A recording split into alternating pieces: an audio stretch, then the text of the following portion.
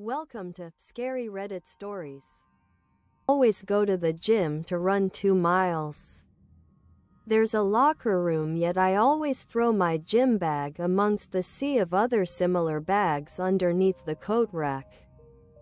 I hate the locker rooms and all the old men who walk around naked, using the blow dryer on inappropriate body parts. Gross. I finished my miles and grabbed my bag. When I got home, I threw it on the table. To my surprise, a metal sound erupted against the table. Funny, I never brought anything metal to the gym. It was just my work clothes and a protein bar. Then I realized this is a different gym bag. It looks so similar to my bag, just slightly different zipper compartments. How embarrassing. Did I make the other person upset? I opened the bag to see if there was an ID or something. I could call the person and drop it off at the gym. As I unzipped, I lifted up a red sweatshirt and some zip ties. Yet that wasn't the most alarming item in the bag. Scattered in the bag were pictures of me. These pictures were not consensual. One at the grocery store. The other was through the window of my classroom as I was grading papers late after work. The last one was my senior picture, cut out of a high school yearbook. My mind raced and the air in the room seemed to leave. As I picked up my phone to call the police, I heard the pop of a car door shutting in my. I've owned several properties, fixed, sell, and sometimes, if I'm feeling generous, give them away for practically nothing for people in need. So I try to do the nice thing every so often, cause why not? If it brings a smile to the faces of a mother and her 2 kids, then I'm gonna do it, not like I need the money or anything. I came across this one house that looked like it was on its last logs of foundations, but really it was just the outside and some minor insides that needed fixing. It was bank owned, and so naturally I bought it, fixed it up, and rented it out to a family of 4. Really awesome, nice family. I've spoken to them on occasion and even visited a few times to drop off supplies, as I seen that they were first-time homeowners on a struggle, so I gave them my personal number in case they needed food, supplies, and all that. Of course I had to pressure them to not hesitate to call me if need. One Sunday evening, as I was at home relaxing after a long day of making rounds at my properties, I'm sitting on my chair watching the football game when I suddenly got the call from the family of 4, let's just call them the Florences. I get a call from the husband saying they needed me over at the house as soon as possible cause there was a problem that had arose when they were at church. I could hear his wife in the background sounding distressed, oh my God, oh my God. And immediately I got up and into my truck to drive 45 minutes to the house. When I arrived, I can see the family sitting in their car with the doors open in the gravel driveway. I got out and approached, hey fam. What's going on here? Why y'all outside? The father pulls me to the side with the most concerned look on his face, look, we don't want to go in there. There's no way we're going back in there. I looked over my shoulder at the house with my hands on my hips in a stern stance. I don't understand. What's going on? Shaking his head as he looks back at the house himself. You have to see this for yourself, go look.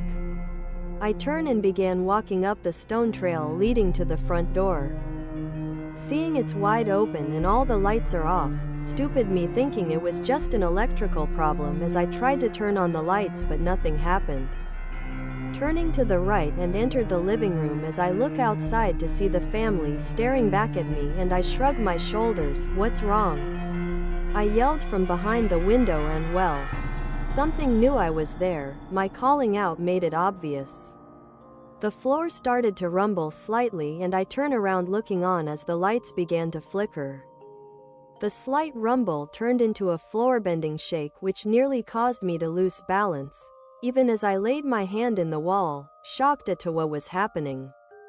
All the doors in the house began to slam shut and open again. I looked into the kitchen from where I was standing and can see kitchenware being thrown with great force.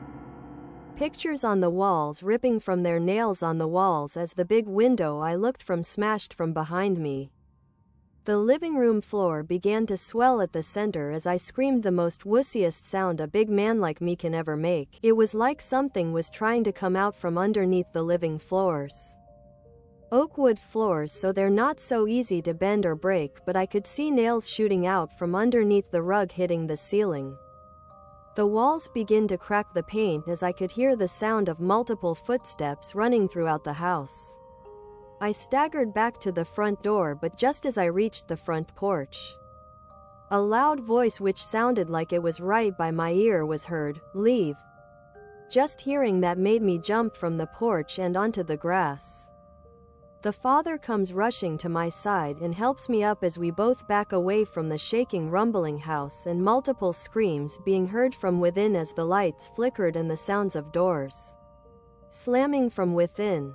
We watched as this went on for another 20 seconds and suddenly just stopped. I looked at the father and back at the family in their car hugging one another. I told the father to get back in the car and to follow me. I put them up in a motel till I could find them a more suitable, not haunted house that I had. Now I know why this property was so cheap when I bought it. That same night I got a few friends to help move their so few possessions from the house as quick as possible and into a rental moving truck. Luckily, nothing happened as we collected what we could. A week later I went back, and the best part about this property was that it was in the open and almost far from everything. So I poured gasoline on the outside and didn't hesitate to set that demon-infested house on fire. I did find the family a more better house in town, closer to schools and shopping conveniences. Gave them 3 months free of rent and furnished it for them since their old couches went up in flames. But that house was no regular house and was my first time experiencing something like so. As always, I'm in a rush to buy houses without a background check, and now, when I do, I make sure to check that there wasn't a mass murder in any of the properties I buy. Unlike the one I burned to the ground. Yeah, a mass murder. That's what infected that house, and apparently it has scared off many families prior to my purchase. It also had a name which I later found out from people in the surrounding dead house. Never again will it cause problems for anyone. The end. Peter awoke to the sound of uneven tapping on his bedroom window. In a groggy haze he rolled over on his side to check the time. Letting out a groan, the clock next to his bed read just past midnight.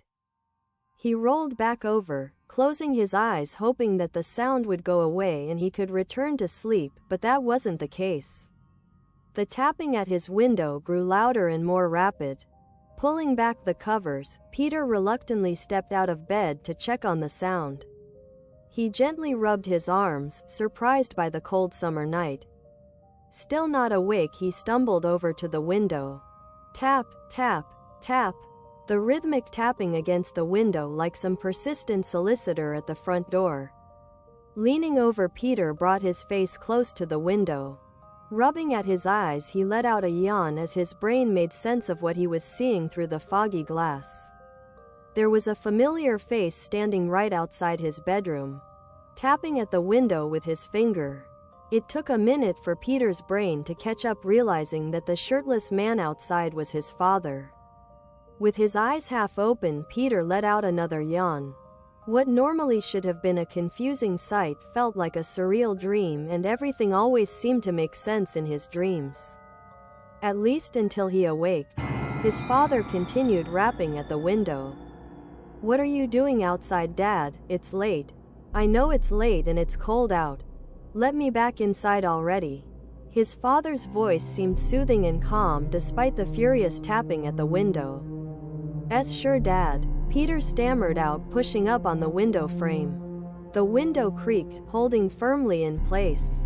He looked at the window, confused that somehow it could have bested him. Outside, his father moved his hand up to the middle of the window, continuing his rhythmic tapping at the window lock. "Oh right," Peter muttered to himself, reaching for the lock. Touching the freezing cold metal latch sent a chill through his spine, shocking him awake. The dreamy atmosphere shattered in an instant. The moment felt wrong. Why was his father outside? Dread crept into the back of his throat. His father had died 3 months ago. Breaking out into a cold sweat, Peter took a step back from the window. "Peter, open the window," the man shouted, losing his calm demeanor, tapping angrily at the window. "No," Peter whispered, taking another step away from the window. The man that looked like his father let out a hideous, inhuman sequel as his upper body seized up. His face twisted and contorted into a pained expression. Reeling back from the window, the man threw his head back with a snap. A line formed down the man's neck as his body pulled apart down the middle, revealing a maw of teeth. The creature's entire body vibrated as it let out a high-pitched yelling, running at full speed into the tree line behind Peter's house. Collapsing to the ground, Peter sat in a slump, staring out the window. There would be no more sleeping tonight or for many more nights to come. 5:41 p.m. A little late, but not unheard of. I shifted my shoulders to release tension built up from holding the rifle up and ready to fire. The deviation from the norm had spilled some adrenaline into my veins.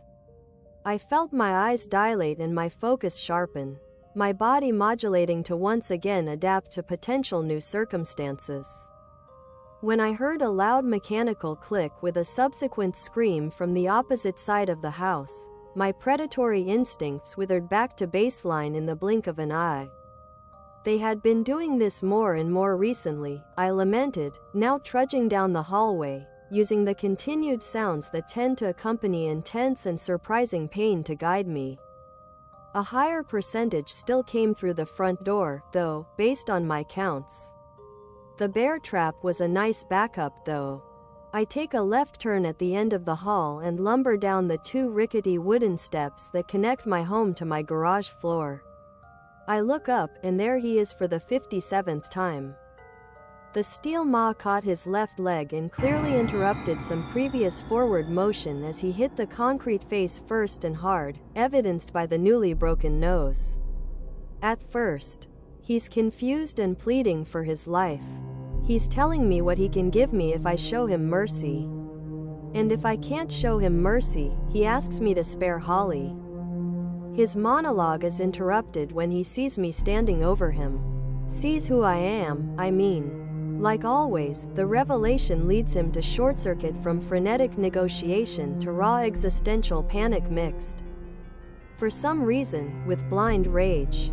The type of frenzied anger that your brainstem fires off because none of the higher functioning parts of your nervous system have enough of a hold on what is transpiring to activate a less primordial emotion. Same old dog and pony show. Wordlessly, I empty a round into his forehead. Then, I send my boot slamming into the foot that's still caught in the bear trap, causing it to snap and separate at the ankle from the rest of the body, releasing small fireworks of black dust into the air. No blood, thankfully. Cleanup would be a nightmare. Other than the cadavers themselves, I have little to clean up. Only tiny bone shards and obsidian sand, both of which are easily vacuumed.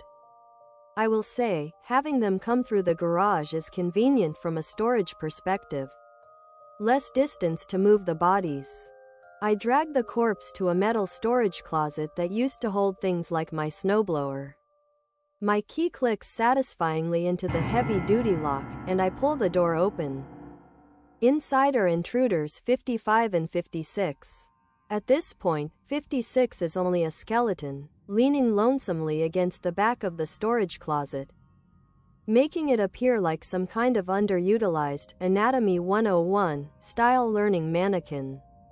55 has been completely reduced to a pile of thin rubble coating the floor. I cram 57 in hastily, trying my best to lift from my core and not aggravate the herniated discs in my lower back any more than required. The cycle of decay for whatever these things are is, on the whole, pretty tolerable. No organic tissue? No smell of rot or swarm of death flies. The clothes and jewelry disintegrate into the unknown material too. My wife's cheap vacuum is getting a lot of mileage, consolidating the black detritus for further disposal, but that's about it. All of them manageable, except the one. But I do my best to ignore that exception. The implications make me doubt myself, and I despise that sensation. Holly never gets home before 7 p.m. on weekdays, plenty of time to clean up the mess. We live alone at the end of an earthy country road in the Midwest. Our nearest neighbors are half a mile away. Even if they hear it, no one around here is ever alarmed by a single rifle shot. Weekends are trickier. In the beginning, I'd send her on errands or walks between 5 p.m. and 7 p.m. But that was eventually raising suspicion. Now I catch the automatons down the road with a Bowie knife through the neck. The rifle is better for my joints during the week. Automatons may not be the right word, though. They can react to information with forethought and intelligence. They just always arrive at the same time for the same reason. That part, at the very least, is automated. They're predictable for the same reason the red dot hack works. It helps that they are all an identical height. Same reason they're concerned about Holly's safety. 2. They think they're me returning from work. I was walking home from a nearby water treatment plant, my previous employment, the first day I encountered one of the copies. I think I was about half a mile from home when I stepped on what felt like a shard of glass beneath my feet. I'm not sure exactly what it was. My head was up watching light filter through tree branches when it happened. I felt that tiny snap and then began to see double. Instantaneously, it was like I was stepping off a wooden roller coaster, all nausea, disorientation, and vertigo. Next was the splitting. I was in my body, but I felt myself growing out of it too. The stretching sensation was agony, pure and simple. Imagine the tearing pain of ripping off a hangnail.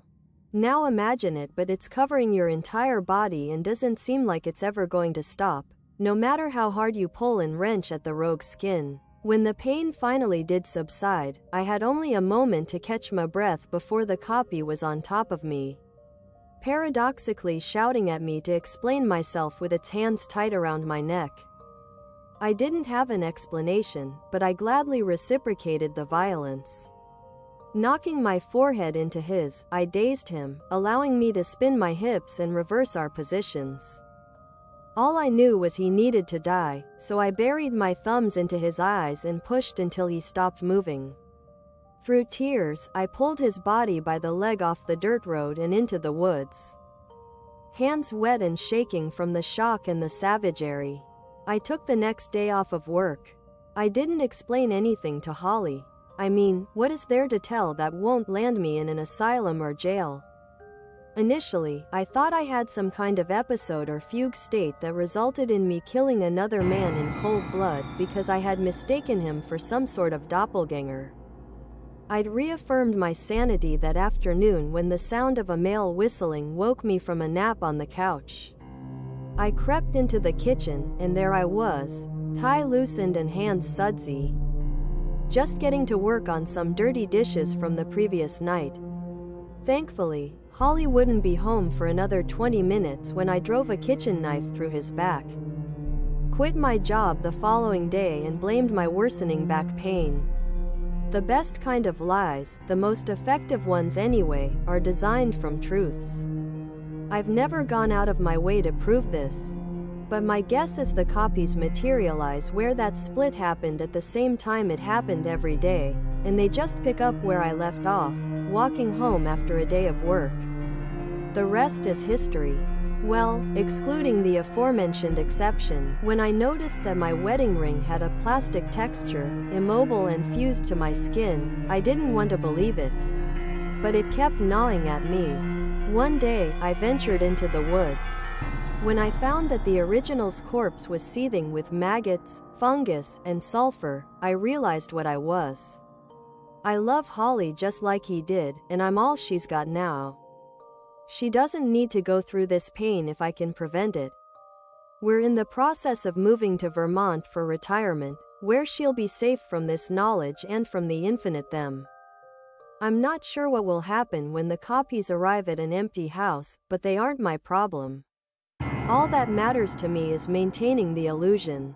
Holly can never know. Thank you for watching. We will see you on the next video.